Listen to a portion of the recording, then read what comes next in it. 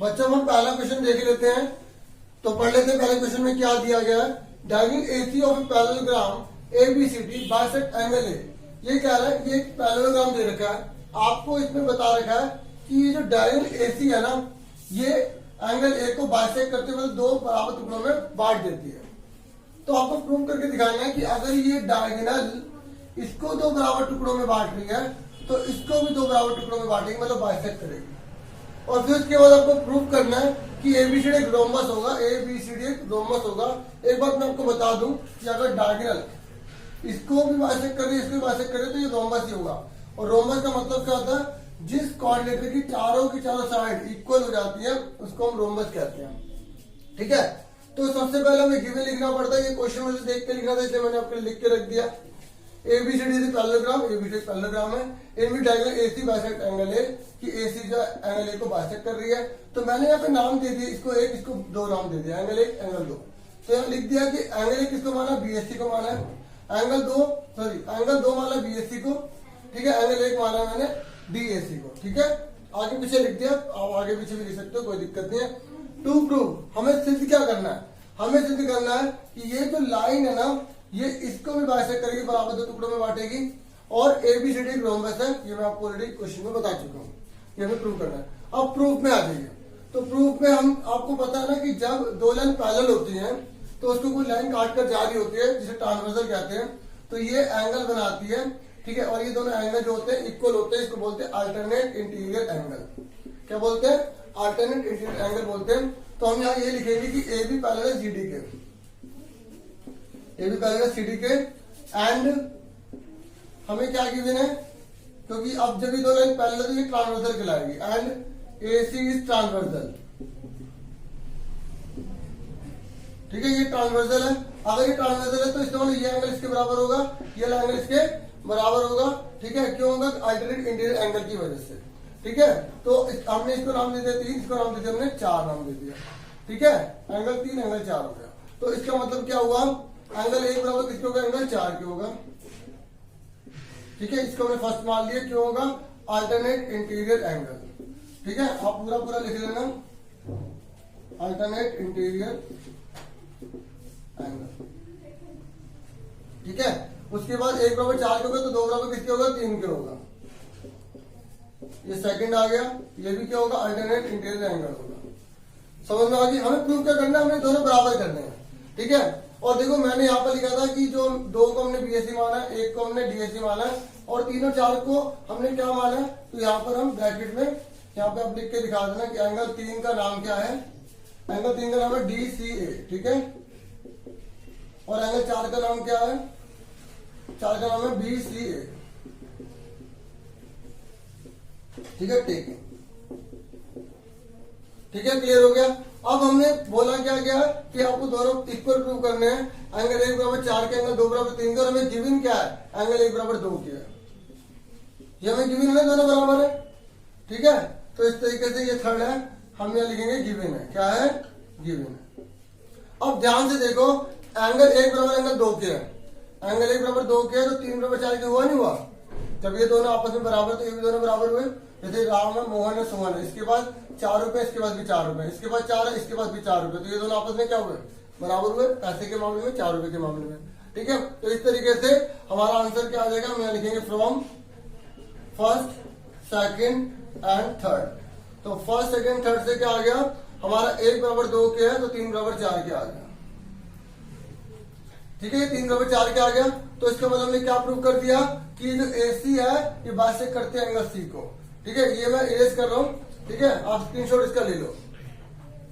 ठीक है, तो इसके आगे कर रहे हैं, तो आप क्या लिख दोगे, therefore AC bisects angle C। ये हमने प्रूफ फर्स्ट करा है। क्या करा, प्रूफ फर्स्ट, क्योंकि इसमें 2 चीजें प्रूफ करने के लिए बोली गई है। तो हमने पहले वाली प्रूफ कर दिया। यहां तक क्लियर हो गया सबको। ठीक है, इस तरीके से हमने प्रूव कर दिया। अब हमें प्रूव क्या करना है, ये हमें रोम्बस प्रूव करना है। क्या प्रूव करना है, रोम्बस प्रूव करना है। रोम्बस का मतलब हमें इन दोनों शर्त को इक्वल लाना पड़ेगा, क्योंकि ये शर्त इसके इक्वल है ही। क्या सोचो, ये रोम्बस है, ये इसके इक्वल है। ठीक है, अभी पैरेललोग्राम, ये इसके इक्वल है। अगर हमने ये इसके इक्वल कर दिया और ये इसके इक्वल है, तो ये इक्वल होगा तीनों।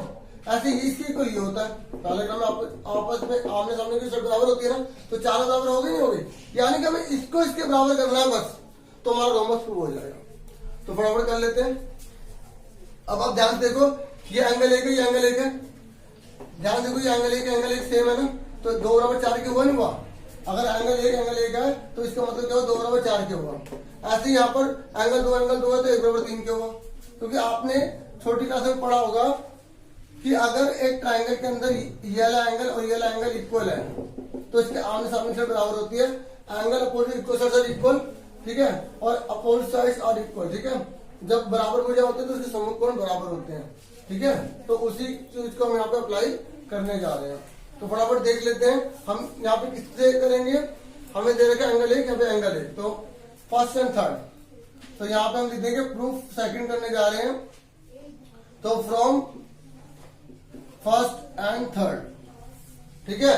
तो फर्स्ट एंड थर्ड, तो एंगल एक कट गया, तो एंगल 2 बराबर एंगल 4 के आ गया, ठीक है। एंड अभी हम किस में आ जाते हैं, इस वाले फिगर में आ जाते हैं खाली।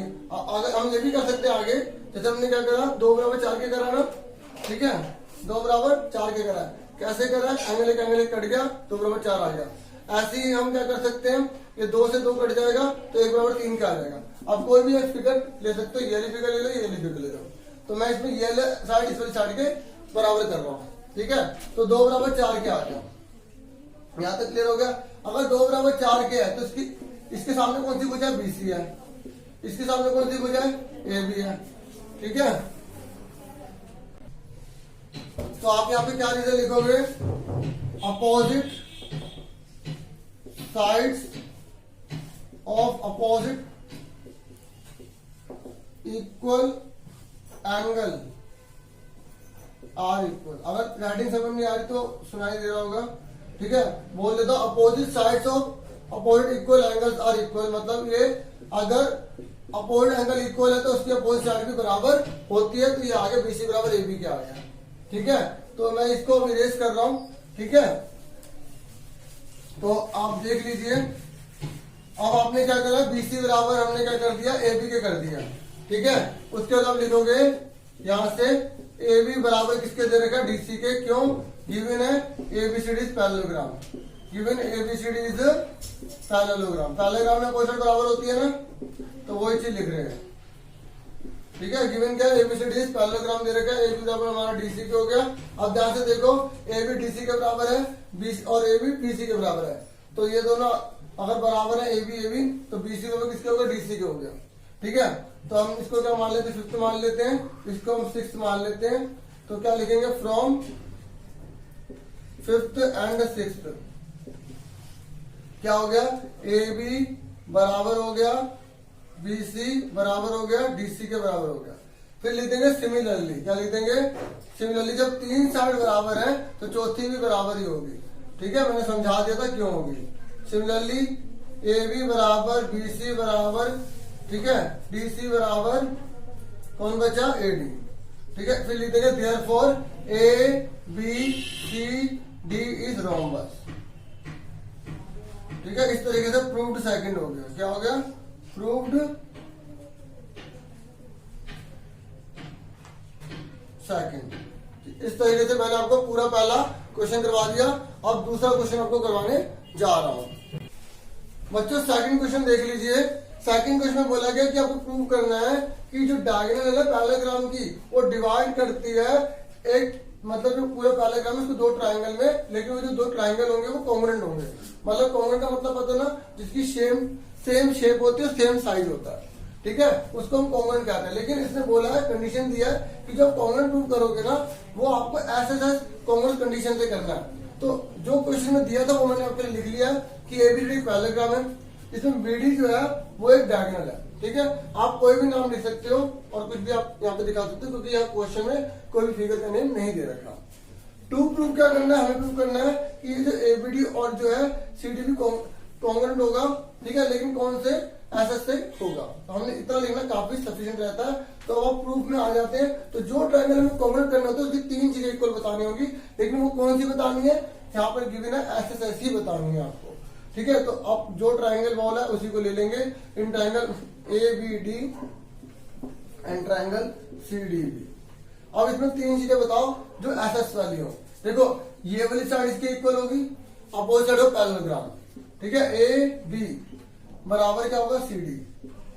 एक बात और सुन लो, जैसे यहाँ पर अगर ABD लिख रहे हैं तो यहाँ पर भी लिखने का इसके अकॉर्डिंग तरीका होना चाहिए, ठीक है। ये नहीं कि आप कुछ भी ऐसे लिख दोगे जब हम कॉम्पोनेंट की बात करते हैं तो, ठीक है। AB ये दे रखा है बराबर किसके होगा, CD के होगा, ठीक है। ये देखो AB बराबर है CD के, सेम से हमारा इस तरीके से इस बात को ध्यान रखना पड़ता है। तो यहाँ क्या लिखेंगे, गिवन ABCD इज पैरेललोग्राम, ठीक है। आप इतना भी लिख सकते हो कि अपोजिट साइड ऑफ पैरेललोग्राम, ठीक है। आप ये लिख दो ABCD इज पैरेललोग्राम, या लिख सकते हो अपोजिट साइड ऑफ पैरेललोग्राम, ठीक है। AB बराबर है CD के, और उसके बाद आप ये देखो ये भी तो इसके बराबर होगा, ठीक है। तो हमने यहाँ लिखा AD, तो बराबर किसके होगा, CB के, ठीक है। क्या सेम लिख देंगे यहाँ पर।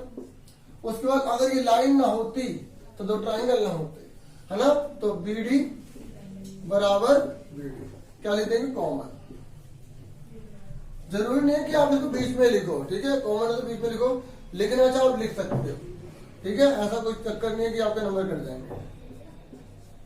तो इस तरीके से हमने दोनों ट्राइंगल को क्या कर दिया, कॉमन कर दिया बाय SSS रूल, ठीक है। या आप ये भी लिख सकते हो बाय SSS कॉन्ग्रुएंसी, ठीक है। इस तरीके से हैंस प्रूव्ड आ गया। तो दो ही क्वेश्चन थे, उम्मीद कर रहा हूँ आपको अच्छे से क्लियर हो गया होगा। अगर फिर भी कोई डाउट होता है तो कमेंट बॉक्स में जरूर बताएं। वीडियो को लाइक जरूर करें, शेयर जरूर करें, सब्सक्राइब जरूर करें। Thank you for watching and listening carefully. Take care dear students.